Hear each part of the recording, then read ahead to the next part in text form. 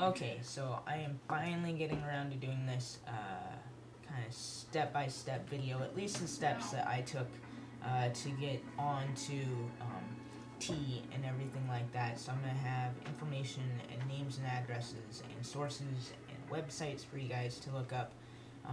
And just a little bit of information for people that are maybe just starting out with their transition and don't really know where to go or who to talk to or even how to find the information.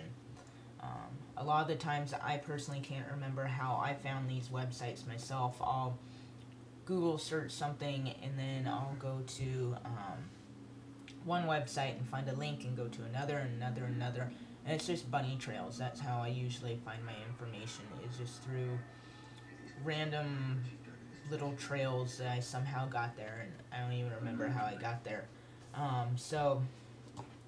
First part is I got some notes, so I'm going to be looking down a bit. First off, generally, what you need to do is, not need to, but best advised that you go see a therapist. Someone that you can talk the things out to, and not just work on the transgender issue, but also work on other issues that might need to be resolved or would be a good idea to be resolved before you start testosterone, or if your family is not that supportive, just things to work out before you actually take this huge journey, because I understand that not everyone's family is supportive. I'm lucky enough to have a very supportive family and friends around me, so mostly through therapy was just stuff that I needed to work out on my own and things that I needed to do. There's a website, which I'll put the web address down at the bottom down here. But there is a website that I went to find my therapist, or actually, when I started going back, I had lost his card, and this website had his contact information, and it's called thetransitionalmale.com, and they have a whole list of gender-friendly therapists on there in pretty much every state. They have their phone numbers, their addresses, what they specialize in. They don't have prices, though, so you would have to contact the therapist that looks good for you or in your area and find out what their price is per session. And also find out if they follow the Harry Benjamin Standards of Care, which has now been changed to World Professional Association for Transgendered Health Incorporated, WPATH. Used to be the Harry Benjamin Standards of Care. So I found one in Orange County, because that's where I am, Orange County, California. Her name is Roxanne Cherry, and I'll put down her, she's in Laguna Niguel, which is South Orange County, and I'll put her information down at the bottom. When I was going back to start this all over again to see a therapist, I had checked out her website, and she has a sliding scale, but it is rather expensive if this is the one that I think it is. If I remember correctly, it was $120 to $150 per session. So for me to be that close, that price wasn't really that worth it. So the therapist that I go out and see is Davis Fleming. He's in Los Angeles on Wilshire Boulevard. He is a FTM, so if you're transgendered like myself, female to male, then he's going to know exactly what you're going through and is a really great resource on how testosterone will affect you and how surgery would be and everything like that. So he's a really great guy, and he's a little bit cheaper. His sliding scale is $60 to $90. So if you live in LA or even in Orange County, for me the drive was totally worth it. So I went every day, or not every day, I went once a week, every week for 3 months. So that is the new revised. Before you had to go for quite a while, according to the Harry Benjamin standards. But now they just put it down to 3 months real life experience or a specified amount of time with a psychotherapist. So the requirement of 3 months real life experience, I think any real life experience with this is a good idea.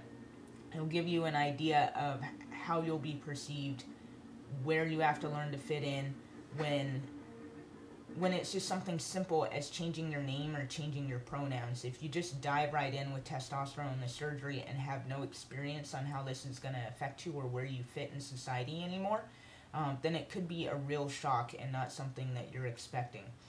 Before I started going to see Davis Fleming, this last time, before I got my hormone shots, I went by the name of Ben for 3 years. Came out at work. The only place that they weren't really calling me was here at home, which has now been reconciled. But at work, my friends, they all called me Ben. They all referred to me as he and him and a boy and everything like that.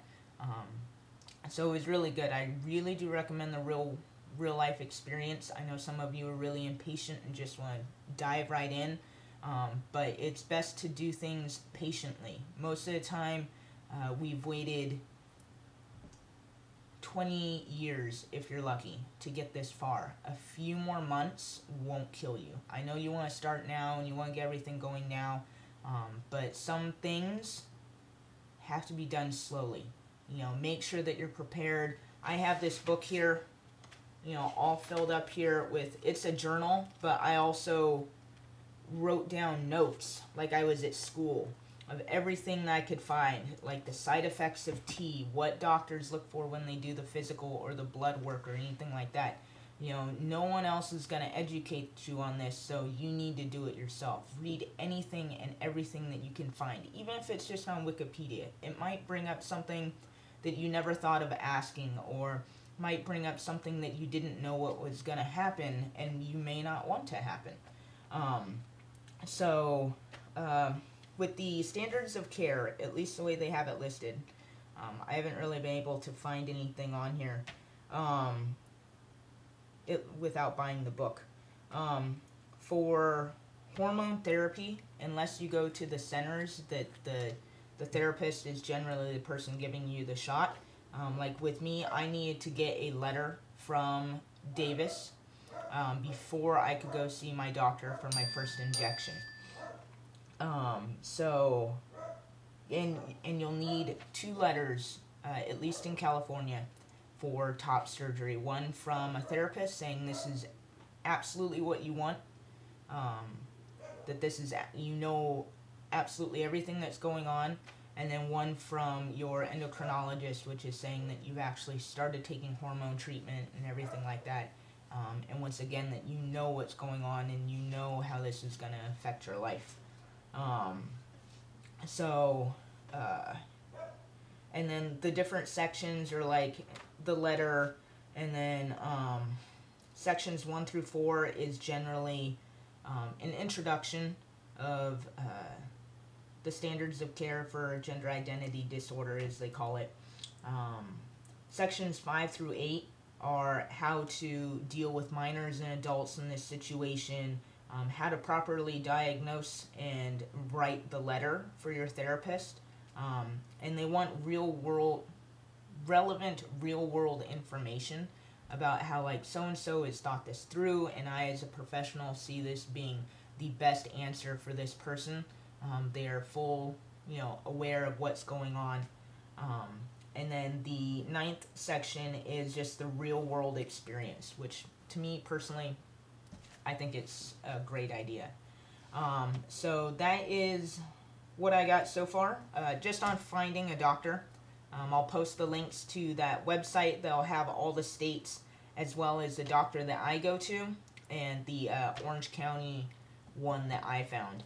If you have any more information, just put it in the comments or something I missed or a question, and I'll go ahead and do that. Yeah, so next one will be about the shots and how much that costs and the physical and all that stuff. So I will talk to you later. Bye.